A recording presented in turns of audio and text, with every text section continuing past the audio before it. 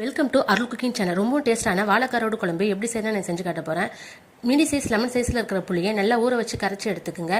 4 spoon குழம்பு மிளகாத்தூள், தேவையான அளவு உப்பு போட்டு நல்லா மிக்ஸ் பண்ணிக்கோங்க. ஸ்டவ் பற்ற வச்சு ஒரு பாத்திரத்தை வச்சு தேவையான அளவு எண்ணெய் ஊற்றி கடுகு, உளுத்தம் பருப்பு, மிளகு, வெந்தயம் இதெல்லாம் போட்டதும் பூண்டு நல்லா நசுக்கி போட்டுங்க. பச்சை மிளகாய், கருவேப்பிலை, வெங்காயம், தக்காளி இதையும் போட்டு நல்லா வதங்கினதும் கத்திரிக்காய், முருங்கைக்காய், முள்ளங்கி, உருளைக்கிழங்கு நீங்கள் எந்த நாட்டு காய் வேணால் போட்டுக்கலாம். டேஸ்ட் சூப்பராக இருக்கும். காய் நல்லா வதங்கினதும் மொச்சக்கொட்டையை நல்லா ஊற வச்சு 4 விசில் போட்டு வேக வச்சு எடுத்து வச்சிருக்கேன். அதையும் போட்டு நல்லா மிக்ஸ் பண்ணிட்டு கரைச்சி வச்சிருக்க புளி கரைசலையும் ஊற்றி நல்லா குழம்பு கொதிக்க வைங்க. குழம்பு 50%லேருந்து 80% நல்லா கொதிச்சதும் கருவடை நல்லா க்ளீன் பண்ணி அதில் போட்டுக்குங்க.